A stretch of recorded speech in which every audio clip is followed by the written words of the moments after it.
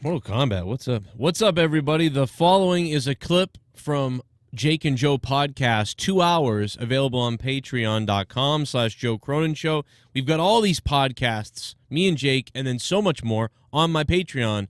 Go subscribe to my Patreon right now, patreon.com/Joe Cronin Show. Here's the Mortal Kombat discussion from last week. And come to find out that the Mortal Kombat fighting tournament they're having coming up, one of the top tournament players, I guess, was disqualified from competing because he criticized the developers. Who did? Some top Mortal Kombat 11 pro competition player. So he made it. He's a finalist in the competition. His name is Titanium Tiger, and he was disqualified after jokingly calling out developer NetherRealm Studios by labeling his Shiva variation. He called it, "Why did NRS do this?" And it's supposed to be like Neversoft Realm Studios or whatever. So all he did was make a little joke. Right. So yeah, this the new Mortal Kombat movie looks pretty badass from what I've seen so far. James Wan, obviously from Aquaman and whatnot, is producing it. It looks like it's going to be, a pretty damn exciting movie. It's not taking place around any specific Mortal Kombat character. It's a new character entirely called Cole Young, and he's an MMA fighter. He's basically, accustomed to taking fights for money. Doesn't know his heritage or why Outworld's Emperor Shang Tsung sent for his best warrior, Sub-Zero, to hunt him down. That's interesting, I guess. So it's a really interesting take on this story. So we've got a fighter, a much heavier Asian cast this time too, by the way. Yeah, Louis Tan, and as Cole Young, the main character. Yeah, Sub-Zero is Asian. Everybody is really. The only people that aren't, like, Kano is like white male. Sonya Blade is white. Yeah, Jessica McNamee, how do you say her name? Jackson, obviously. Jax is black, which is right. Now, in the original movie in the early 90s, what's-his-face from Highlander played Raiden. But Raiden always was Asian in the games, technically, really. Right? Like, I'm not crazy. Like, I mean, I guess it doesn't matter what people are as long as they're playing. As long as they're the characters, that's but yeah, all I want. They tried to be more true to the video game and the style and where it comes from. More towards everybody, and they based it heavily off of the NetherRealm, games. They're not using the other movies or comics as influence. And the director, this is his first directorial debut, Simon McQuaid. I don't even know if I'm saying it right. He's an award-winning Australian commercial filmmaker. This is his featured directorial debut. James Wan, like I said, will be producing. Todd Garner, who did Into the Storm, will also be helping out as well. So, dude, super interesting. Like, super interesting. We got Jax, Liu Kang, Kano, Raiden, Sub-Zero, Scorpion, Sonya. Well, the story it sounds really good for what they said. He's fearing for his family's safety now that Sub-Zero is hunting him and his entire family. He goes searching for Sonya Blade at the direction of Jax, a special forces major who bears the same strange dragon marking Cole was born with. Soon he finds himself at the temple of Lord Raiden, an elder god and the protector of Earthrealm, who grants sanctuary to those who bear the mark, obviously the dragon symbol that he has. And that's where, we're going to see what happens. Does he train with Liu Kang and Kung Lao? Does he fight Kano? No Johnny Cage. I'm kind of pissed. I don't see any listing for it yet, but that's too bad, man. That's the guy. Like, where's Johnny Cage? What's going on? Maybe it's we have too many white guys. Emily Young, Allison Young are the daughters, obviously, of Cole. And then we have Kung Lao, Melina, Scorpion, Sub-Zero, Shang Tsung, Liu Kang, Jax, Lord Raiden, Kano, Sonya Blade, and Cole. That's all I see listed. I almost feel like Cole Young would have been Johnny Cage, but like they were like, oh, we can't do another white guy. So, and if we don't make Johnny Cage white, people get angry. So we'll come up with this new character, Cole Young, and because Johnny Cage could have been a cage fighter or a movie star or whatever.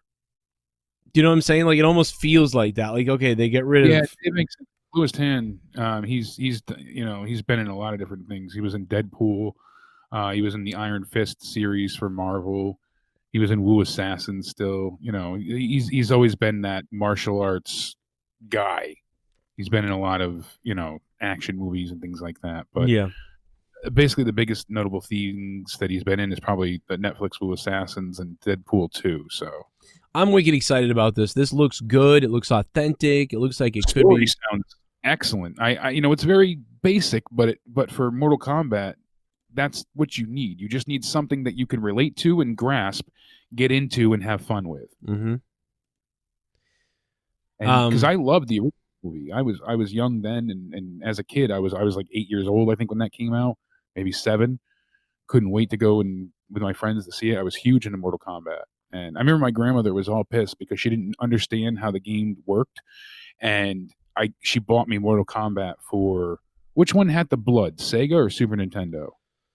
I mean, I think Sega did. I think Sega was the one that had the blood, and Super Nintendo didn't. Whichever one had the Yeah, blood, because that's the one I got. The only reason why I say is because I did not have a Super Nintendo. I had a Sega, and Sega had blood, so I didn't know there wasn't. Okay. I didn't know there wasn't blood. So yes, there wasn't blood infamously for a while, and you had to enter the blood code and all that stuff. And I remember the blood code though. Maybe that was. Are you sure it wasn't both of them? I remember one of them not having blood.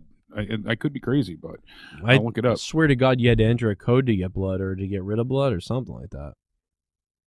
I swear you had to put a code in.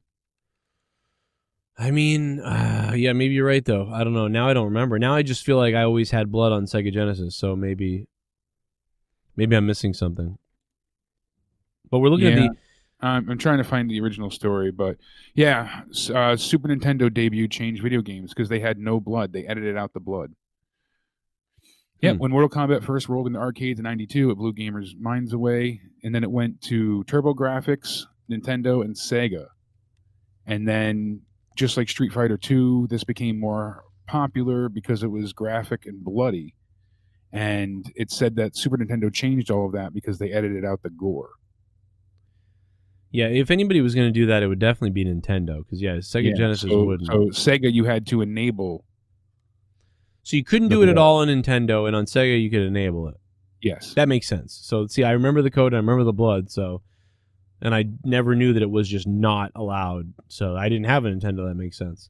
But I remember beating the game. I played as Sub-Zero, and I beat the tournament mode in like 15 minutes as a kid, my first time playing through. Yeah. And I was like, look, I told my grandmother, I'm like, I beat the game. And she's like, son of a bitch, I just paid all that money and you beat it already. And she wanted to return it. And I'm like, no, there's other characters. She was all pissed off though. Like, I'm tired of you beating these games. They're so expensive. And Yeah, because because that game was really about having your friends over and playing with them. I mean, yeah, exactly.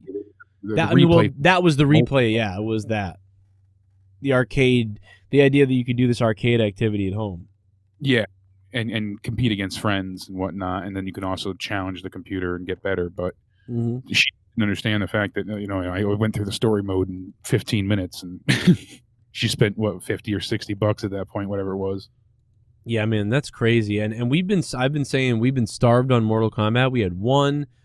The first movie was actually really good. I like it. We all like it still to this day, I think. But it's obviously super low budget, campy. Like whatever, but despite all that, it's still like one of the best video game movies. It's like got to be top 5. Yeah, it can't be. It's just it's so true to the source material that you can't help but love it.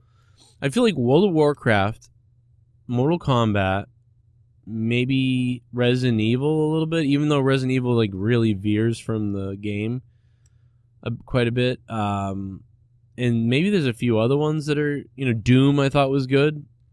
Doom was decent. What's another good one?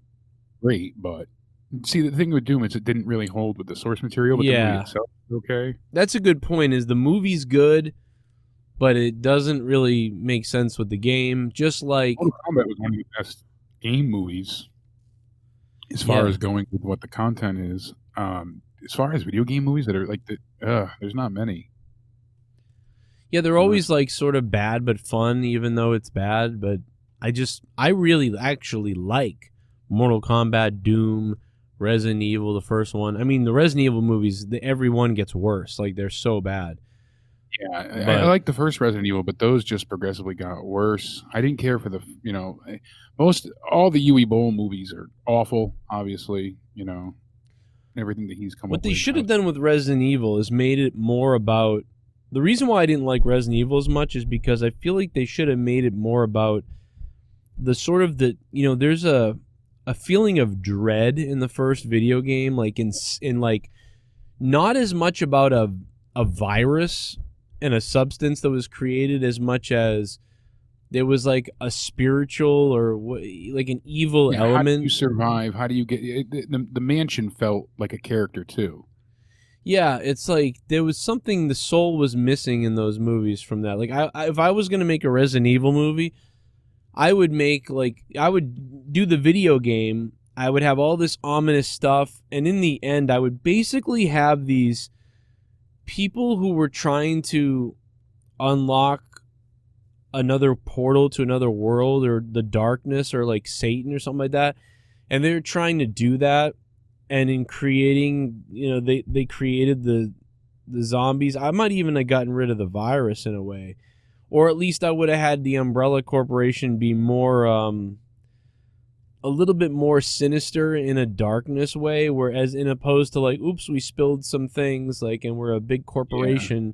They made it more like corporate and about making this chemical, like, instead of, I feel like the game touched on some really sort of darkness, satanic dread, almost, like, in some ways. It was a survival horror. You didn't know how you were going to make it out alive. What was it, especially with the camera angles being fixed, you had this sense of dread because you didn't know what was around each corner. And it also depended on which way you were looking and, like, how you navigated. So yeah, you had constant worry of, I'm going to die. I have to. How do you do it? You see, how do you make a movie? Things like that, like all of it played into it to constantly put you under stress.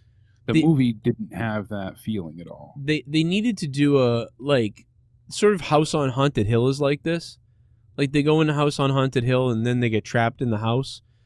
And there's all the evil stuff that happens in the house. So it's really kind of like that. So if you took that... The mental asylum inside, and Yeah, take that stuff, then take the zombie thing, and then take Resident Evil and put it all together. Make your movie. A good movie making you feel stressed like that was Hush. Did you see that movie? No, I didn't see it. Photos. Okay, let me pull it up here. And this is a hell of a podcast, man. We're going... I mean, I'd like to do this show every goddamn day, but, I'm down, like I said. Listen, everybody... If you love the stuff, make sure you guys up your Patreon pledge. Tell all the other JCS listeners about it. Tell everybody everywhere about it. And then we can do more of these. It'll be great. But we got to definitely got to get the big support on this show to do that. So make sure you get Tell us you want more. We'll give you more.